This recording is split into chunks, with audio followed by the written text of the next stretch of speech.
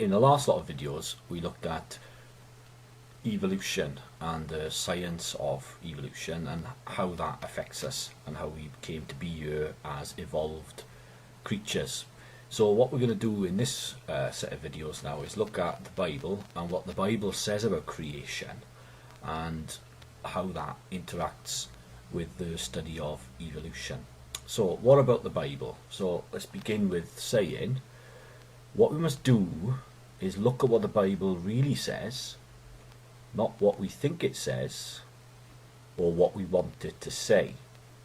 So really from my perspective, I suppose, the Bible is data, and with data you've got to look to see what it really says, not what we think it says or what we want it to say. That's key when we're looking at the Bible, is to put aside all our preconceptions, all the other things that we've been told, and to look at what it really says, not what we think it says or what we want it to say. So some questions about the Bible. Well, here we go. So why are there no mobile phones in the Bible? Why are there no cars in the Bible? Why are there no democratic governments in the Bible? Why is the Bible not written in English? And why is there no science in the Bible? Well, the answer to all those questions is that in the culture, the biblical culture, none of those things had been invented yet. Yes, they did have democratic governments in Greece, but they certainly didn't have them in Israel or in Babylon or in Egypt. None of those things mentioned there were invented when the Bible was written. So what we have to do is put things into context. We have to move away from our understanding of the world and put things in the context of which they were written at the time. So today we have mobile phones, and that's a piece of technology which has changed the way we think about the world. At the moment we're living through a revolution in how we think about the world, driven by these new information technologies. Back in biblical times, the height of technology was bronze weapons. So technology influences not just how we live, but how we think about the world. And we're thinking about a time where the height of technology was a bronze axe, really. We live in a literal world where things are understood literally. This comes from the Enlightenment and our understanding of science and various other things, and it's made us look at the world in a very literal sense. But in biblical times they lived in a much more symbolic world. This is a Canaanite god Baal. People who worshipped Baal didn't really worship the brick which had a picture of Baal on it. They were worshipping the symbol behind that. That's the thing. It's a much more symbolic universe than what we live in at the moment. So different cultures understand ideas differently, and what we have to do if we're trying to understand the Bible properly, we have to put ourselves in the shoes of the people who first wrote it as best we can. That's a very difficult thing to do, but we have to try and get into their culture. So here we go, Twelfth Night. Now we did this a bit when we studied Shakespeare in school, didn't we? We all sat down, we had to listen to Shakespeare plays and what have you and all that sort of thing. And if you study Twelfth Night, there's a lovely line in that where one of the characters says, "Whisper into my pregnant ear." And that caused great hilarity in my class because we all thought it was stupid. Because how can someone's ear be pregnant? And we all said to the teacher, "That is stupid, this play is stupid, why do we have to study this? What a load of rubbish. My pregnant ear, stupid." But then what the teacher said to us was, he doesn't mean pregnant in the sense of having a baby. He means pregnant in the sense of waiting with expectation. So the word pregnant had changed in the 500 years or so since Shakespeare wrote this play into meaning something completely different. And because we couldn't be bothered to put ourselves into that Shakespearean universe to understand the wonders of Shakespeare because we were 14, we just dismissed it as just stupid. Similarly, this is a picture of a wonderful animated film called Spirited Away, and they're great, these Studio Ghibli films, brilliant things, but they're very difficult to understand even though they've been translated into English, because they're Japanese and they reference loads of parts of Japanese culture which we're unaware of because we haven't been brought up in Japanese culture. And the temptation again is to sort of dismiss it and say, this is ridiculous, I can't understand this. But if we spend a little bit of time learning about Japanese culture, the whole experience of watching this film becomes much, much better. So we have to understand the culture behind what is written in order to deeply appreciate what these people are trying to say. So the temptation is always to be a bit like this guy here, Clarkson, and say, your culture is stupid and backward and I'm really, really, really clever. To be like I was and the rest of our class were when I was 14 and dismiss Shakespeare as stupid. But maybe a Bronze Age person would say back to Clarkson, yeah, but at least I won't go down in history as the generation that destroyed the climate of the whole world.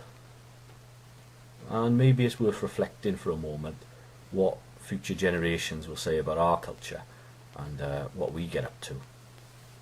So why do we have this temptation to dismiss things and to put onto other cultures our own understanding and not taking the time to deeply analyse what these people are trying to say? Why do we dismiss people? Why is that little bit of Jeremy Clarkson in all of us?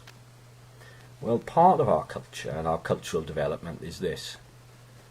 There's this idea within Western culture of we are the civilized people and we are civilizing the world. The Romans had it, the Greeks had it, all the same problem.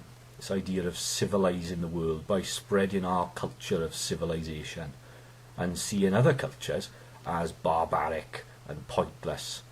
And we have to always be careful when we think about other cultures and other peoples, because there's this idea is within us as part of Western European culture and North American culture. It's something that's there and we have to be aware of it. So all we have to do really is imagine for a moment that we found this text I'm going to show you in a minute in 3,000 years time, and how would we know what type of literature it was? So here we go.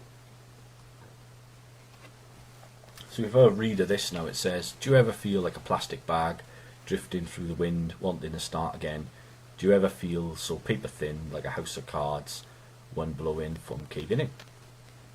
And it goes on to say at the end, because baby you're a firework, come on, let him show what you're worth, make him go oh oh oh, and shoot across the sky aye aye. Now if we understood that literally, we think that's ridiculous, people can't be fireworks. That's absurd. Why would anybody want to be a firework? People would blow up. That's ridiculous. So imagine you found that in 3,000 years time, without looking into the culture of when this was made, who wrote it, why it was written, and what other types of literature were written in the same way. Looking at how the literature is written and the style of the literature. And anyone who knows much about pop music will know it's Katy Perry's Fireworks song. So we know today that Katy Perry released this record because it's on the radio all the time and all the rest of it. So we know that now, but in 3,000 years they won't know that maybe. So what you have to do then, if you found this piece of literature, is compare it to all sorts of other types of literature made at the same time to find out what it was. Because if you didn't do that, you just took it literally, you'd think that 3,000 years ago people wanted to be fireworks and blow themselves up. So we do the same with the Bible. We look at what other types of literature were written in the Bible, or in other things around that time, and we compare them stylistically, in other words the style of the writing, in order to find out what type of literature it is. So here we go. This is the beginning of 1 Genesis. In the beginning God created the heavens and earth. and the earth is a formless void, etc., etc. And there's the second verse. So here we go, and we can compare that to another type of literature which is similar. Now then, if we think back to Katy Perry's Fireworks song, we know it's a song because it's got a certain structure. It goes verse, chorus, verse, chorus, and it rhymes as well, because all songs in our culture rhyme. So you'd be able to say this is a song because it's got a verse and it's got a chorus, it's got a verse and it's got a chorus, and all of it rhymes. Therefore it is a song. Now then, we do the same with the Bible. Now they don't use rhyming in the Bible, they use something called parallelism, where we have the same chorus that it comes back to again and again and again and again. And you see this in the structure of the Psalms. So if we look to the right of the screen, you'll see Psalm 120, and you can see coloured in there red, it says, "And they cried to the Lord in their trouble, and he saved them from their distress," and so on. Later on in the psalm, it does the same thing. It says, "They cried to the Lord in their trouble, and he brought them out of their distress."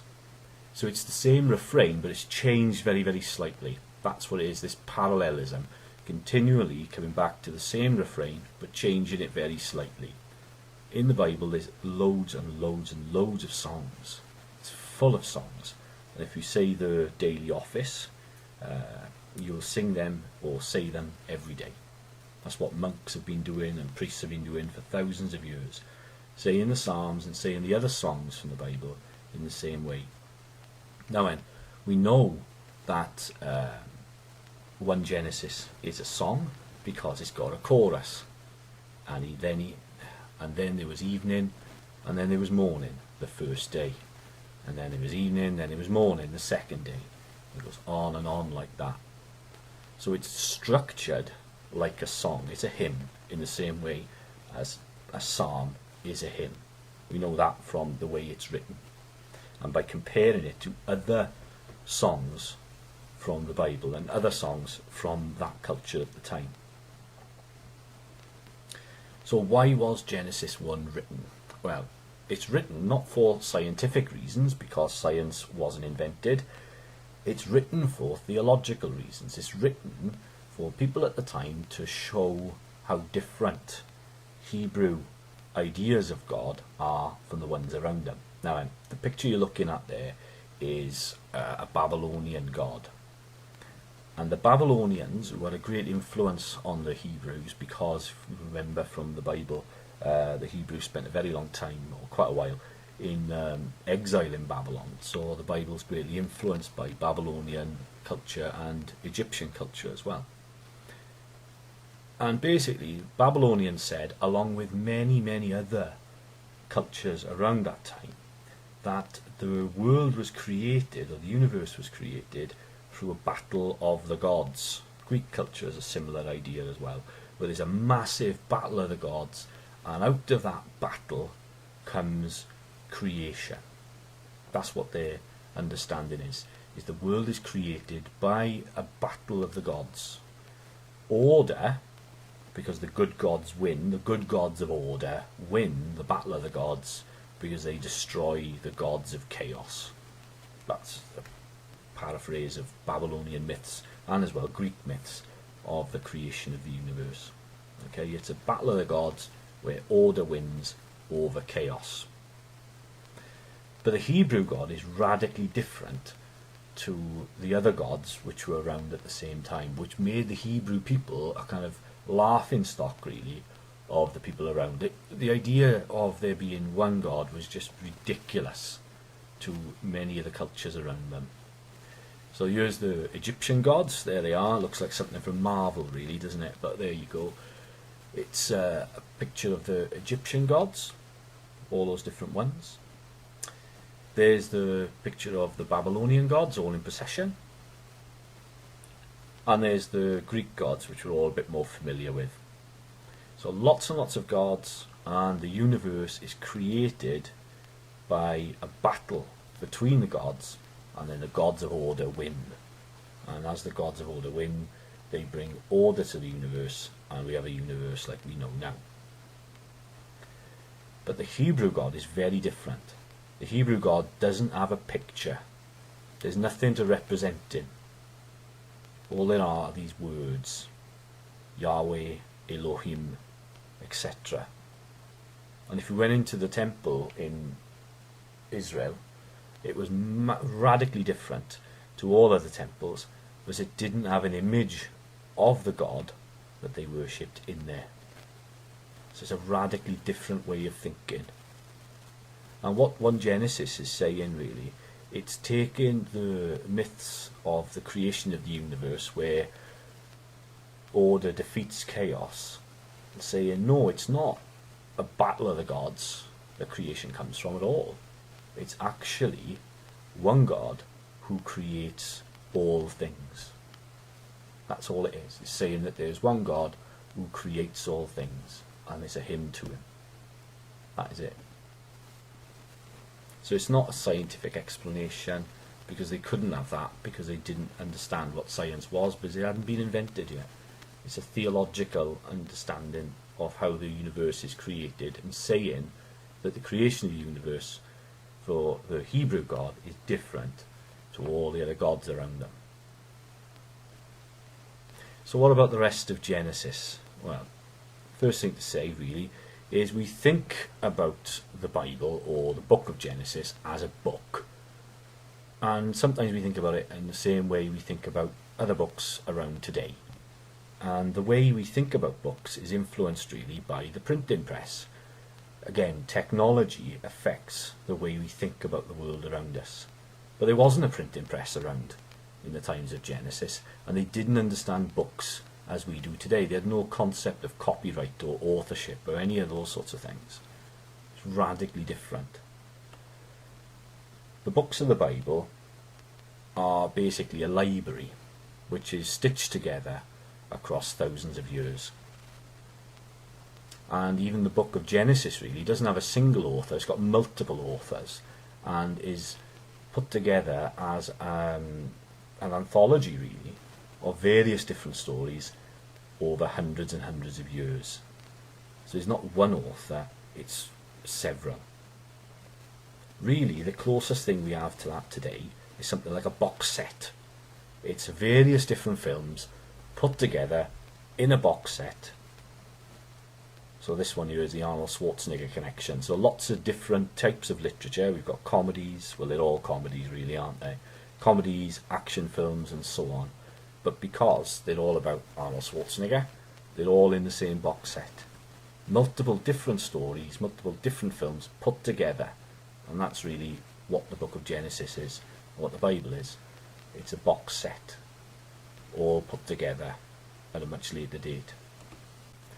So here's a plan of the book of Genesis. Now, as you said earlier, it's not a single book, it's actually lots and lots of different stories who are put together as an anthology. So a plan for it is something like this. So we have the opening hymn, which is Genesis chapter 1, and then we have the story of the fall, which is, people think it's just one chapter, but it's actually Genesis chapter 2 all the way through to Genesis chapter 11. There's a collection of stories there which are all about the fall of mankind. And then the last block really is the patriarchs, which is the story of Abraham, the story of Isaac, the story of Jacob, and the story of Joseph. So really what we have in the book of Genesis is lots and lots of different stories which are all put together in one book. Now, before the printing press, people would understand that. They'd understand that naturally books weren't exact copies of each other, because there was no way of doing that really. And they would understand that all these different stories were put together in an anthology, a bit like Hans Christian Andersen books or the Brothers Grimm or things like that, where they're not one particular story, they're lots and lots of different stories put together in an anthology. But with the book of Genesis, there's a theme that runs all the way through. And most theologians, or most Christian people, understand this in this way of splitting it into these three groups. So, I said that the second block were myths. So, what are myths? Now, today we understand myths as things which are basically false. A myth is something which is a falsehood. Now, I don't mean a myth in that sense, like on Mythbusters on Discovery Channel. That's not like that. Myths are, in this context, symbolic stories. So they're stories that tell us about who we are as human beings. That's what they are. And all cultures have myths that do this. So here's Pandora. Pandora opens up her box in the story of Pandora's box. So the story is the world is entirely good and all the evil of the world is put into a box, and a person says to Pandora, don't open the box, don't open the box, whatever you do, because all the evil is going to come out. But then Pandora gets all a bit curious and she opens it up and all the evil comes out of the box, and then at the end hope comes out as well.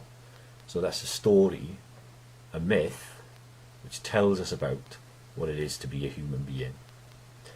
Another example of this is the example of Atlantis. Now, Plato in ancient Greece wrote a book all about Atlantis, and he talked about Atlantis as the perfect society, a perfect society where everything was wonderful. But then Atlantis was destroyed. So it's a myth, it's a symbolic story that tells us about who we are as human beings. And finally, there's the story of Adam and Eve.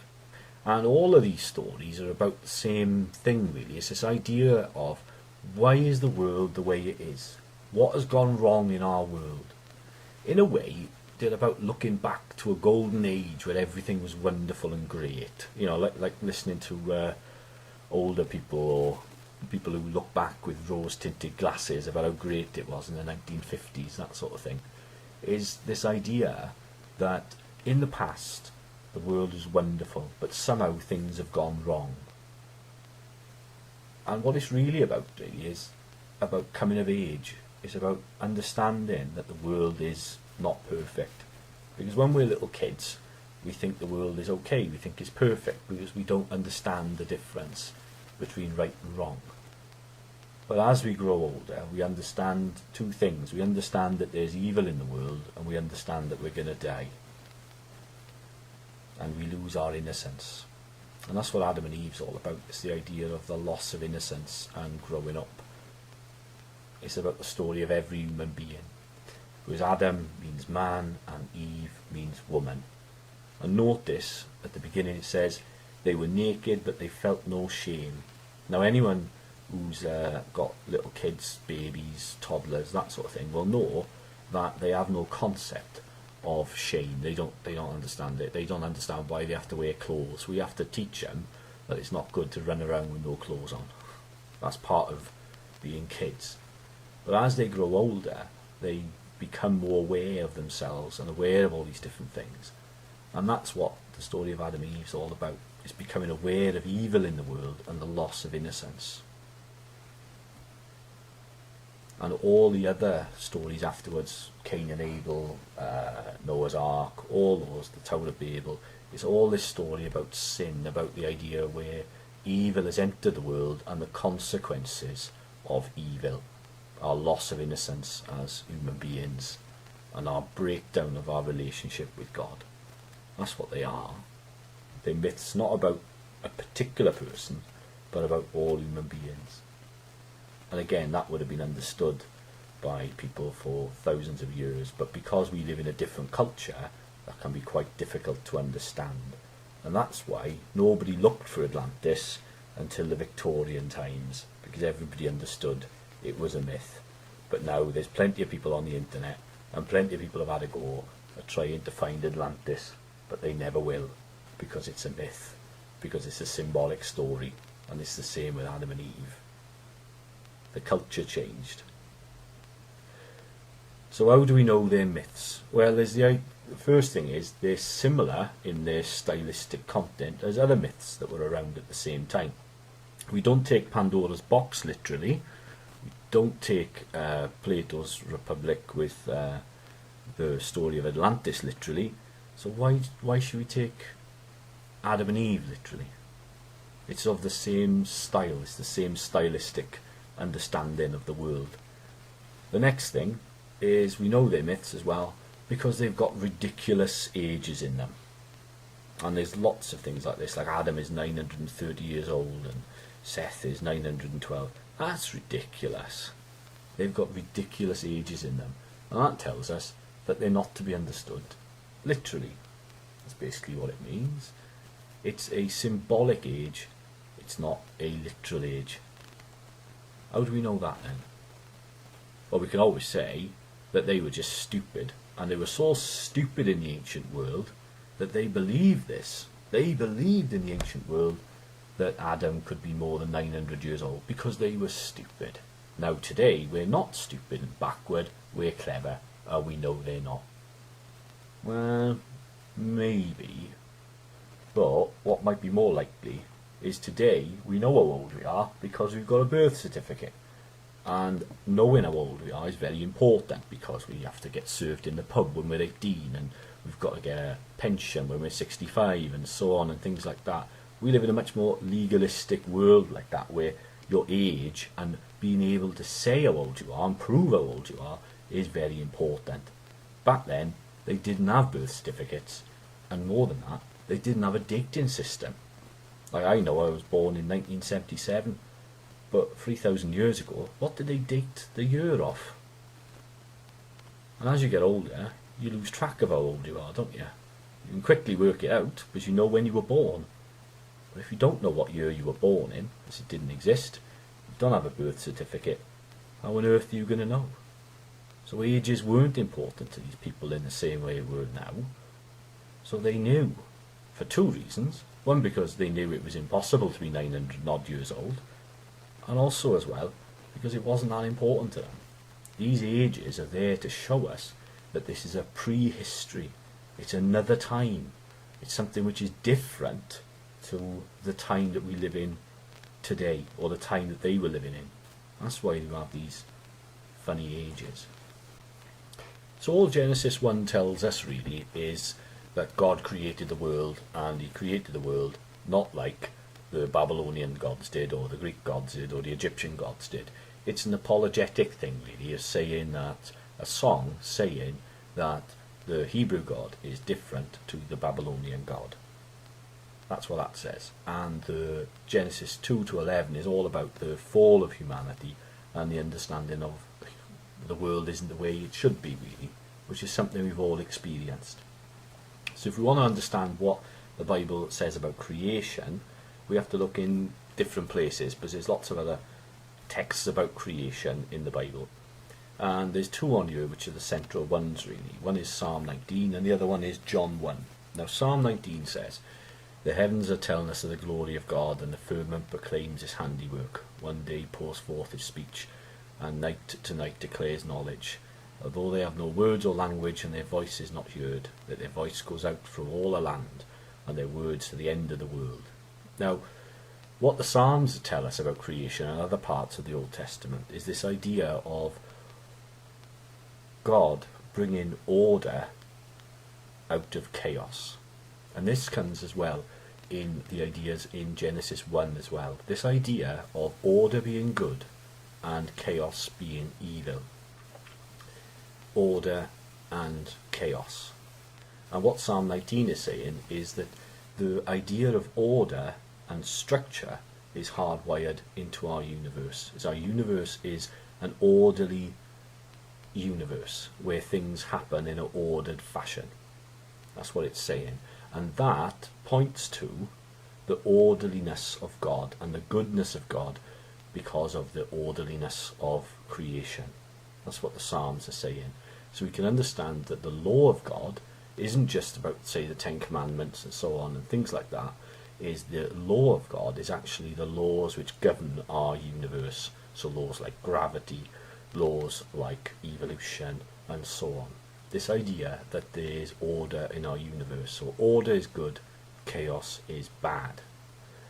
And the second one we're going to look at is from the New Testament, and in the New Testament it focuses much more on the person of Jesus. And this is the one we hear at Christmas time. In the beginning was the Word, and the Word was with God, and the Word was God.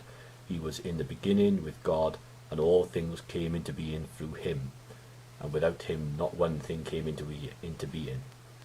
And in John 1, what he's saying is that the Word, who is Jesus, the Word of God is Jesus Christ, So creation must tell us something about the person of Jesus Christ.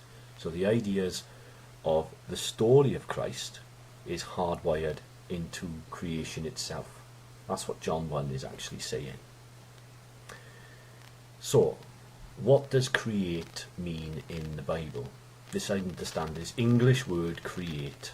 What does it mean in a Hebraic context in the Bible? So God says, I created the universe. The Hebrew word create means to separate and bring order out of chaos. The word create in Genesis 1 means this. It means to separate order from chaos. And if you read the hymn Genesis 1, that's what it's all about. It's about bringing order into a chaotic universe, separating different species into their different kinds, separating heaven from earth, bringing order to the chaotic, formless void of the universe. And that word, which is translated as create, means that. It means to separate things and to bring order to things. It doesn't mean to make. There's a different word for make, and that's translated as form, like a potter forming a pot out of clay. So the word used for create is different to the word for make. It's a totally different understanding of that word. So that's why I was saying earlier that we have to look at what the Bible really says, not what we think it says. So we think of creation as making things. That's not what Genesis 1 is talking about. That's not what the Psalms are talking about. It's all about this idea of separating order from chaos, bringing order into a chaotic world. So biblical creation.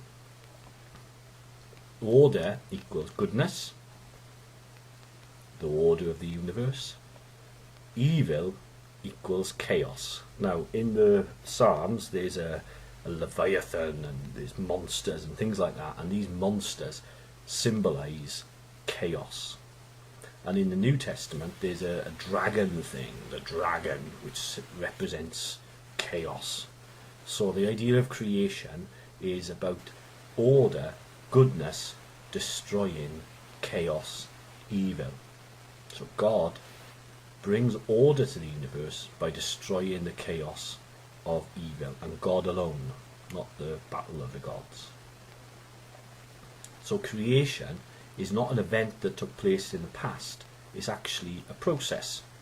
And we understand this because we've all seen babies. So babies are created, they're not created in the past. Creation is an ongoing process that goes on and on and on through time. And creation only ends at the end of time, where God says, behold, I make all things new. So creation is an ongoing process where chaos is continually being defeated by order, and that will only reach its full extent at the end of time, because we still live in a chaotic and evil universe. So order from chaos. So remember this slide from before? Order from chaos. So there we have our tree, our river, our leaf, order. All these things look so different. They seem totally chaotic, but they're not. They're ordered.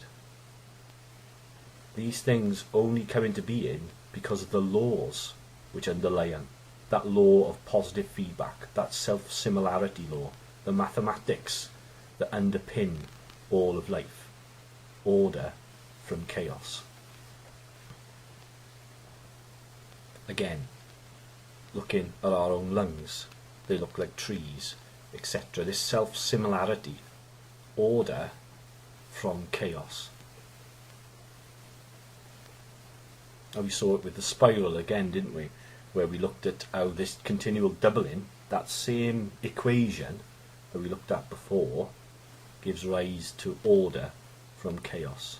The chaos of a hurricane, when we zoom out, is the orderliness of that same spiral. So all the way through creation, we always have this tension between chaos and order. Just like in Genesis 1 and in the Psalms, the heavens declare the glory of God. The laws which govern creation show the orderliness and the goodness of God. That's what a biblical understanding of creation is. Even though the world is chaotic, if we go out of that, we see that order of God. So what does creation say about Jesus? Because as we remember from earlier, I said that in the New Testament, in John 1 and in Romans and various other places, it says that creation must say something about the person of Jesus Christ. The story of Jesus, according to the New Testament, is hardwired into our created order. So creation must say something about Jesus. So the central story of Jesus is that he died and then he is reborn in the resurrection. So death and resurrection is the central part of the story of Jesus. So that story must be hardwired into creation. So death and resurrection hardwired into our universe. So evolution itself, the laws of evolution, the laws that govern evolution, are all about positive feedback through death and resurrection. Here we have the asteroid or the comet smashing the earth, causing the extinction of the dinosaurs. Evolution can only occur through mass death and then rebirth. So the mass death of the dinosaurs, and then the world dies, but then the world is reborn into the world of the mammals. This process of positive feedback and death and resurrection is hardwired into the laws that govern evolution. So we see this again with the bug. The bug is killed by the antibiotics, and then the bug is reborn as the superbug. Death and resurrection.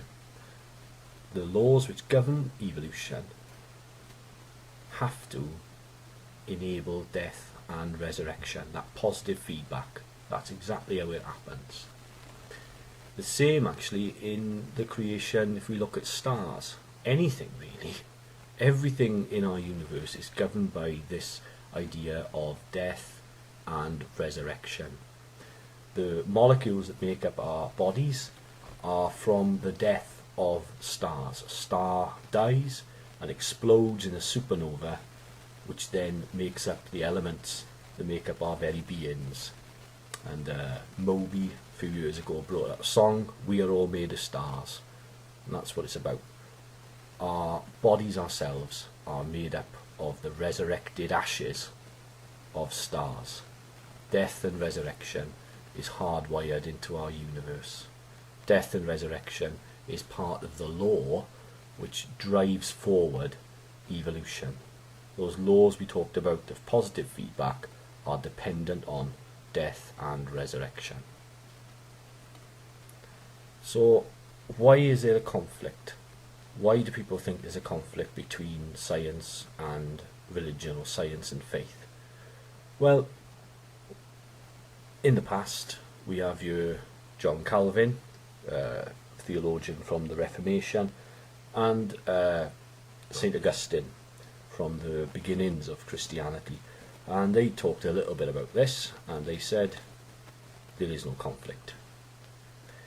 But something went wrong in the 17th century, and there we have Mr. Ussher, Mr. William Paley, and the most annoying person in all of Christianity, who wrote All Things Bright and Beautiful, which I hate. Not just because it's got naff theology, but because everybody has it all the time at their funerals. And it's all their fault. And in the next video we'll talk about where this perception of a conflict comes from, talk about the ideas of evidence and scientific evidence, and talk a little bit more about these laws which govern evolution and govern our universe. So I hope you've enjoyed this, and we'll tune in a few weeks' time when I get round to doing my next video all about why there is this perception of a conflict between science and religion.